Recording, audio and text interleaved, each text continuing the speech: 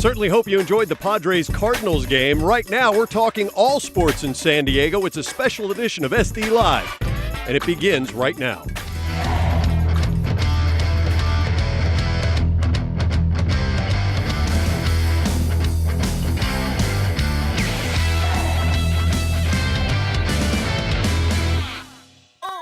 Coming to you from our Fox Sports San Diego studios, it's SD Live with your host, Mike Pomerantz, along with your co-host, Brooke Roberts. Tonight's San Diego sports media panel includes sports columnist for the San Diego Union Tribune, Kevin Acey, radio host for Extra 1360 Fox Sports San Diego, Judson Richards, anchor reporter for Fox 5 Sports Final, Jordan Whitley, and radio host for the Mighty 1090, The Coach, John Quintera. Get ready, San Diego. The show that dares to be different and has absolutely no limits at all starts right now.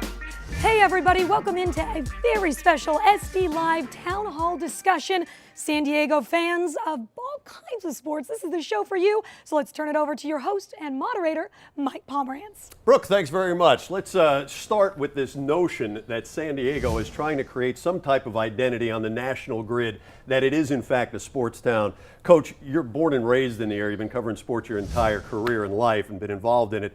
Is this a sports town? Well, I think for the most part, this is a good sports town. I don't think it's a great sports town.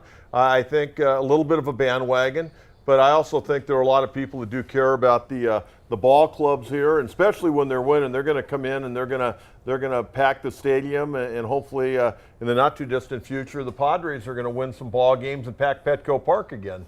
John, absolutely. And if you want to call it a bandwagon town, then I find it difficult to say that it is a good sports town. It is not a good sports town. I travel around this country. I see a lot of good sports fans, a lot of good sports towns. I don't mean to demean fans, but San Diego isn't on the national map if you're talking good sports towns. You're right. When they're passionate and it's exciting, like what we saw with the Aztecs, but it's not Boston, it's not Cleveland. I'm from Alabama. Like, people plan their weddings around games, whether their team is good or not. But here, it feels like you just got to win to get people in. And win, and then win again. I'm very curious, and I hope this day never comes. I really do. When San Diego State doesn't go to an NCAA tournament, what happens at Viejas Arena? Kevin, let me ask you, when you say that it's not a good sports town, are you talking about the national perspective of San Diego and how it's perceived from an outsider standpoint?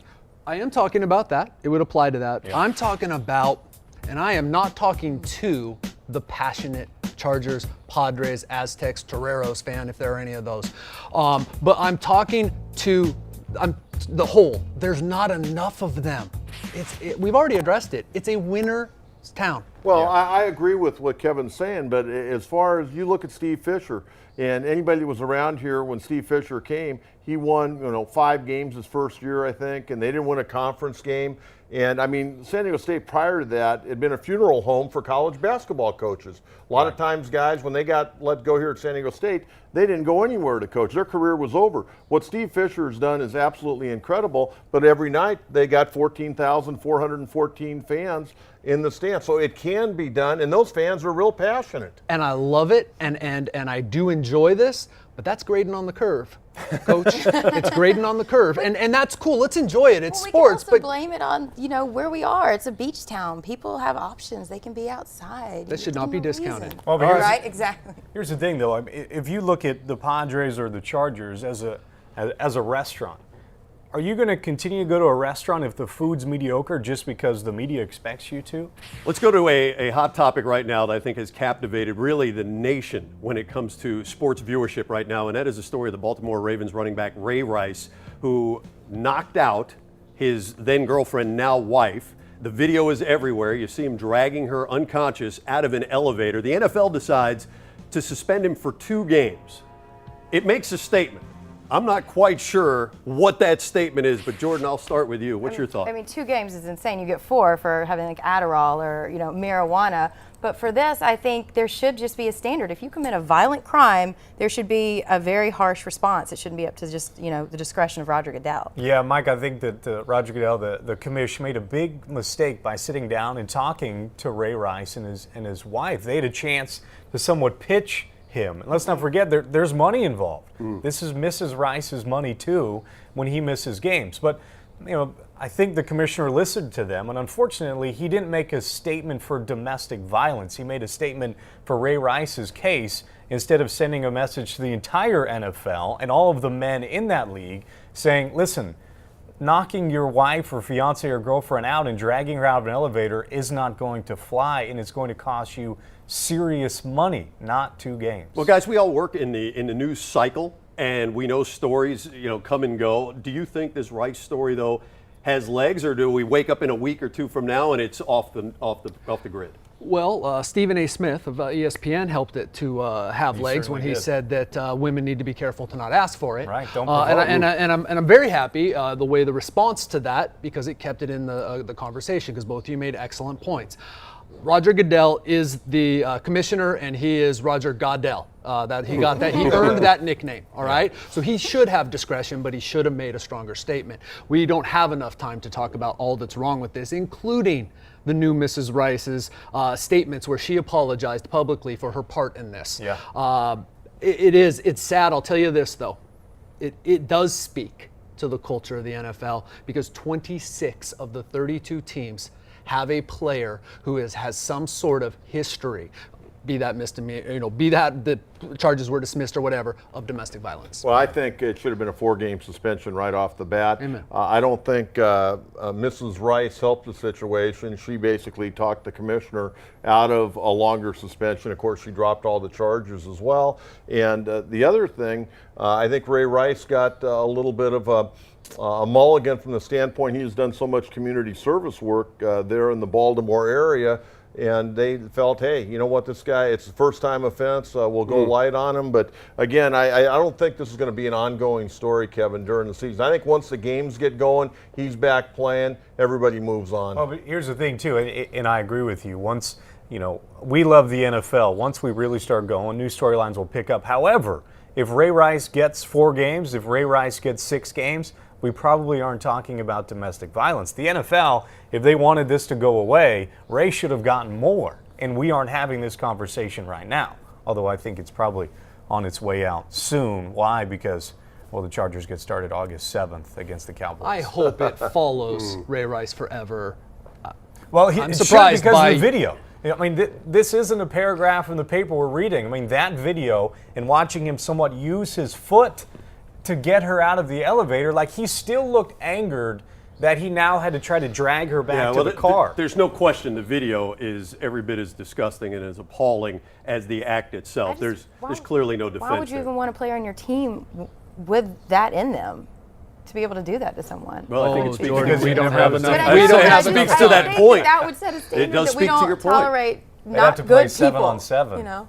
If that were the case. Well, we've got a lot to get to Fine. today, guys. A lot to get to. We're going to talk Padres. We're going to talk Chargers. Also going to talk Aztecs. But right now, let's go ahead and check in with Brooke, find out what's coming up. Brooke? And coming up, our media panel tells you everything you want to know about your San Diego Padres. And with football season right around the corner, our guests talk candidly about your 2014 San Diego Chargers.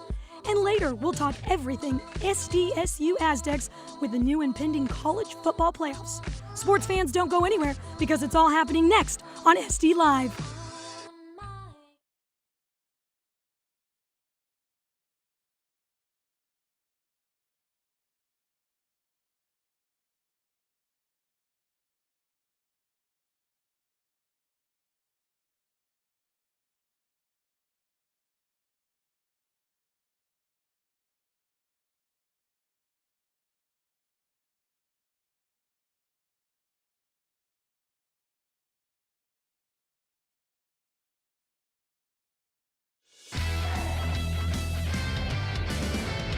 Welcome back to SD Live. Time now for your Kaiser Permanente event calendar.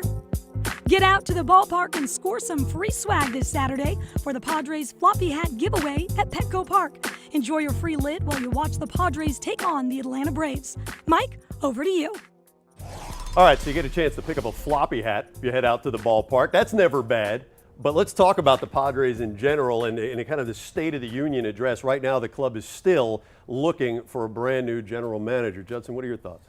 I think that general manager has a tough job ahead of them, whoever he or she is, and I mean a truly, truly difficult job. The problem with where the Padres sit currently is that there is no quick fix. The only quick fix is it's coming out of your wallet, and I don't think that's going to be the case. The Padres, 21st, 22nd in payroll.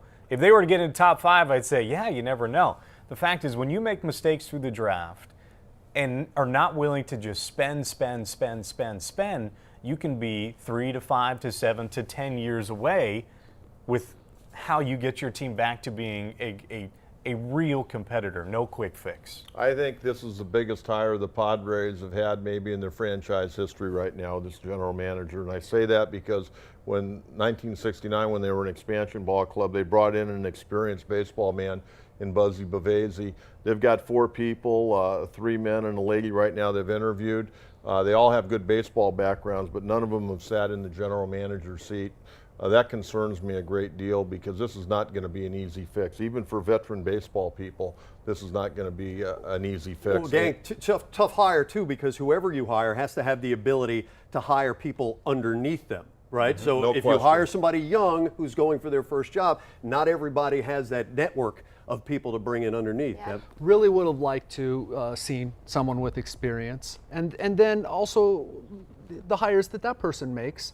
Maybe being a mix of all the different things that someone has The to offer. candidates are what, late 30s, early 40s? I mean, they're going But pretty young. I'm very, you are 100% right. This is so gigantic because, as you are right, Justin, this has been a mess for a long time, and we don't have 5, 7, whatever years. I guess we do, but, Right. Yeah. but we don't have that.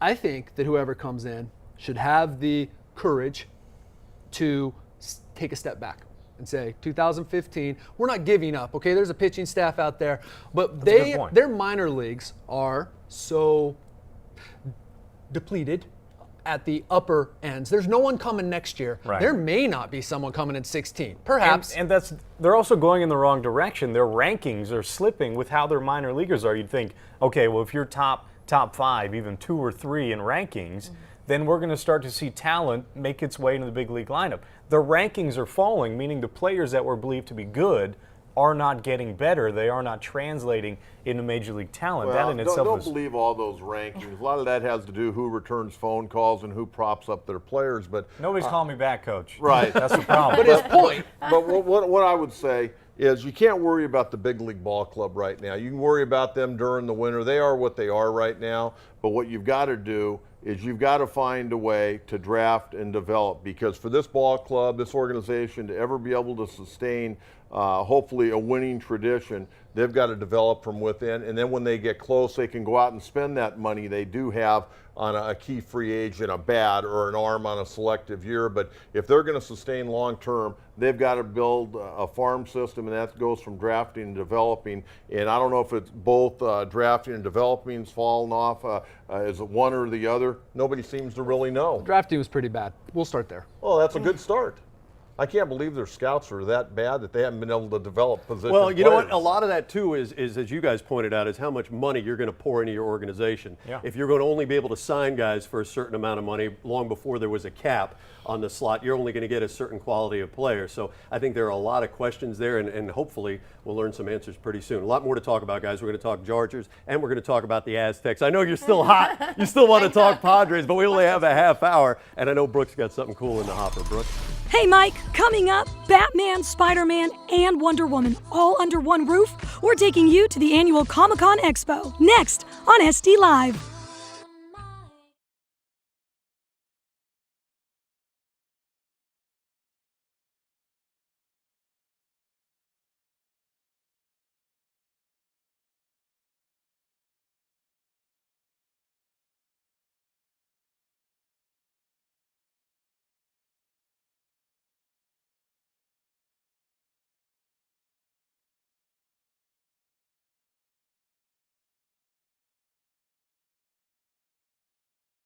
Welcome back to SD Live, and if you're looking to shake up your workout routine, I have you covered. We had a chance to check out Fitwall in La Jolla, and it's this week's SD Fit, presented by Kaiser Permanente.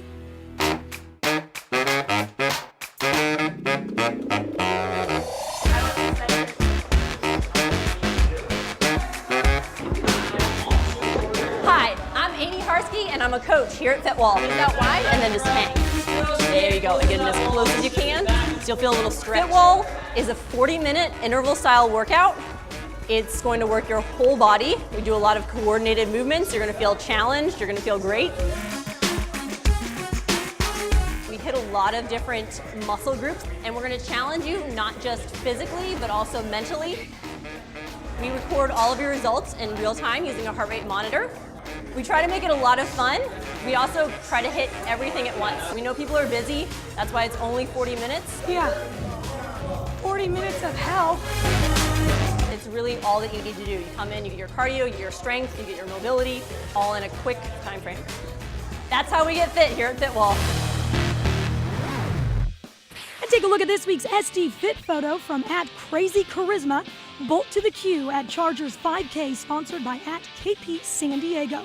And if you'd like your fit photo featured next, make sure to hashtag SDFit. And speaking of the Bolts, coming up, the town hall discussion continues with your San Diego Chargers, who are in the midst of training camp. Next on SD Live.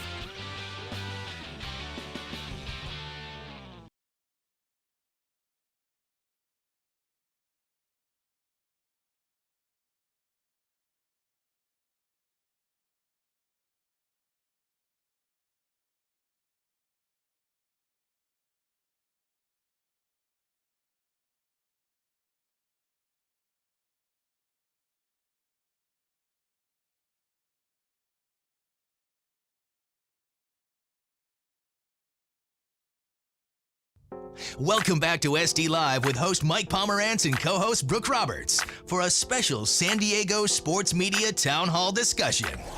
All righty, guys, we're going to have to start turning our attention to the Chargers, who are now in training camp. Yeah, you're all pumped So up. excited. I think a lot of fans are pumped up, but you've been out there to camp. What do you see this year? Well, it feels like the whole team is going into their sophomore year. You know, there's not as many question marks. They know the playbook. They know their coach. They want to go faster, and they feel confident than they can. And even Dwight Freeney said, you know, last year might have been good enough for some people, but it was not good enough for us at all. And this year we feel like we're clicking and we can really make things happen. And I've never heard so many players mention we want a ring this year. And from my time with them, so they seem excited. We'll see. It's still early. Yeah, year one to year two, I think sophomore year is a good way to put it, just because of Mike McCoy and Tom Telesco. They've built up a pretty good expectation, I believe, for fans and certainly for me. Telesco with his ability to build through the draft, Mike McCoy to have a team that looked like pulling in the right direction to win out last 5 games before losing to the Broncos. I'm curious to see what year two truly looks like for a head coach in his year two. That's the most impressive thing to me. The new GM and the new head coach, they're not just in year two with the Chargers, they're in year two of a new position that they'd never been in before. Well, guys, year two for Tom Telesco and Mike McCoy, but it is not year two for Phillip Rivers, the quarterback. So I guess the question is, how quickly is that window closing on what has been a great career? He's got 5 or 6 years left. Wow. I agree. Yeah. I agree. I'm the wrong guy to come to. I'm the wrong guy to come As long as to. they can keep him in an upright position. And with this new offense, and credit to Mike McCoy, credit to Frank Reich, Ken Wisenhunt, huge last year, but credit to Phillip Rivers, and that's why Mike McCoy came here, and it's why this team will always have a chance. This team, after 5 days, is so far ahead of where it was last year after 5 days. Well, I tell you, last year they were the best team in all of the National Football League in converting on third down. 49% of their third downs they converted last year. That's an amazing number in itself. The offense is not a problem here in San Diego, but their pass defense is. Last year they were 29th in the National Football League. Hopefully they've dealt with that during the offseason. If they can put a little more heat on the passer this year, maybe be a little bit better against the run, Chargers could have a dynamite year. John, they're so much faster on defense. And Jordan, I've been around a lot longer, unfortunately. And I've heard a lot of talk about rings. I'm just saying, I'm I just meant last believing that, not Super Bowl, but that these guys are so excited by what they've seen in the offseason, but it's because of the depth and the talent. I can't even tell you the difference between last year and this. You know, they were saying it like they believed it, you know. Guys, stick around. Got a lot more to talk to when we come back on SD Live. We're going to talk about the San Diego State University Aztecs. Don't forget about this program, Steve Fisher in basketball and the NCAA football playoffs in a moment.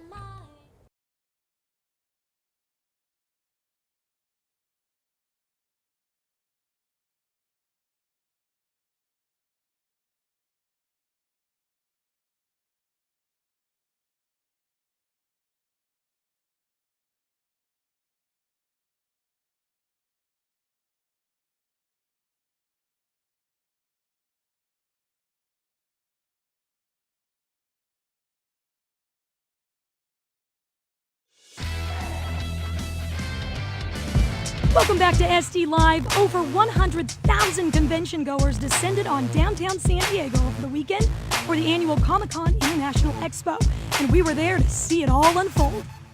Spider-Man, now this is a character I know well. How are you feeling being here at Comic-Con? Great, very excited, all the way from New York. It's an awful lot. You can barely walk 5 feet without being mobbed. It's a lot of fun. Is it hot under there? Do you have any clothes on underneath that? I have on clothes, but it's not hot. It's actually very cool. You come to Comic-Con, you come to our booth, and you can find, yes, a testicle or a brain or a lung. I can't do the King of Pop justice. She's right. You are an animal. Ow! Who's got the best move?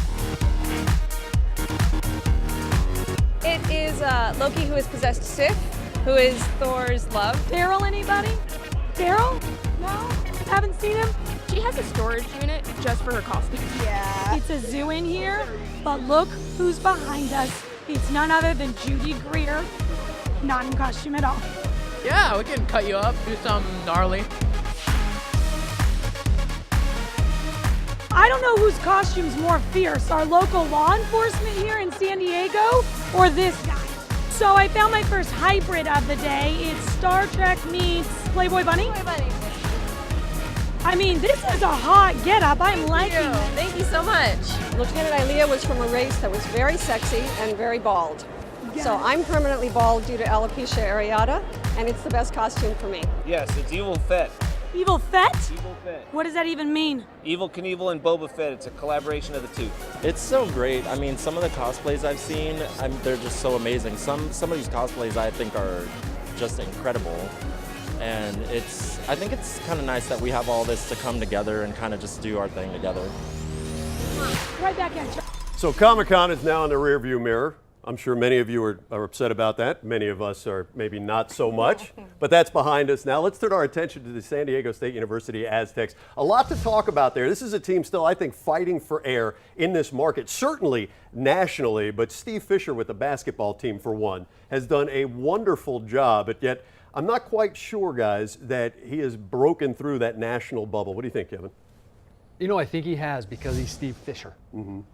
You know, you saw last year, especially, they're making another run to the Sweet 16. And nationally, I thought that they were one of the darlings of the media there for at least a week or two. Yeah. And during the season, while they didn't get in the top 25 to start, once they got there, to me, the thing that told us that this was now a program and not just a good team is when they lost, they didn't plummet down the rankings. I think it's a great point by Kevin. The other thing, Steve Fisher continues to recruit top-notch talent. I mean, everybody kind of wondering, when's he going to retire? Well, why would you want to retire right now when you keep bringing in better recruiting classes than you've ever had before? You're right. I mean, you mentioned he has a way of getting players to buy in. Remember, at the beginning of last season, they weren't supposed to be good. They had lost big players. This was like an year. And then they get to Sweet 16 and are upset they don't go farther. You know?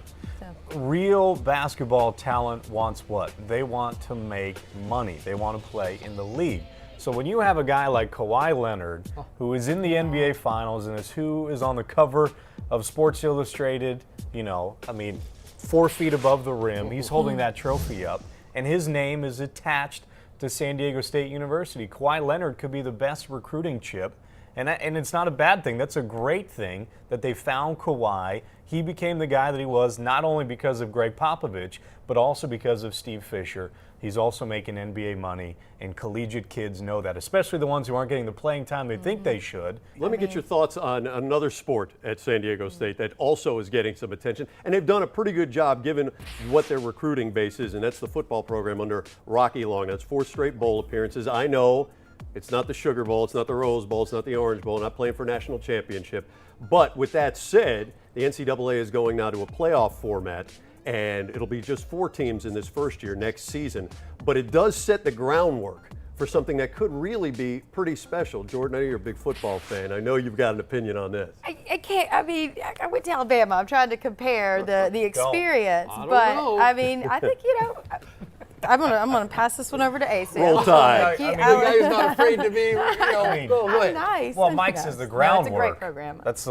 There's a lot of groundwork ahead for the Aztecs to find themselves in a playoff competitive scenario where they are now paying playing for a national But do you think it championship. benefits their possibility at least? No, I not don't at think all. it changes it for them at all. As a matter of fact, we don't have really time to get into it. Just all the ways that it's weighted and all the new NCAA legislation that's weighted toward the big schools. I think San Diego State is, and I don't think it's saying too much, say fighting for its life. I don't want to discount what they've done with these 4 bowls at all, but it's time for them to make the next step because the Potato Bowl is the Potato Bowl. I understand that, and I totally agree. You'd like to shoot for a higher bowl than the Potato Bowl, but also, is San Diego State, do they have the resources of some of the other schools, even in their own conference, to go out there and be on a fair recruiting level? You take a look at their academic standards compared to some of the other schools they're competing against. That's a little bit of an issue. But I think the Mountain West Conference is a good conference for San Diego State. I think a lot of schools, a lot of universities, sometimes they forget who they are. They try to be somebody they can't be. I think where San Diego State fits in right now is perfect in the Mountain West Conference. And hopefully on a selective year, they can make a run at a better bowl game. But right now, I think they are who they are, and I think Rocky Long overall has done a pretty good job. Well, I'll tell you what, it's going to make it a lot more fun for anybody who's just a fan of college athletics. And guys, I want to thank each of you for your time. We really do appreciate it. By the way, it's always an open invitation. You know that. Unless, of course, you've upset too many people, in which case we'll talk to your age. Yeah, you might want to get back to me. That's why he's a columnist. Well, we're out of time, at least for this segment in this episode. Thanks a bunch. You really do appreciate it, guys. All right, let's head over to Brooke. Brooke? Well, that's a wrap for our first ever town hall discussion. Thanks for tuning in. But make sure to watch next week when we cover the Chargers training camp here on SD Live. We'll see you then.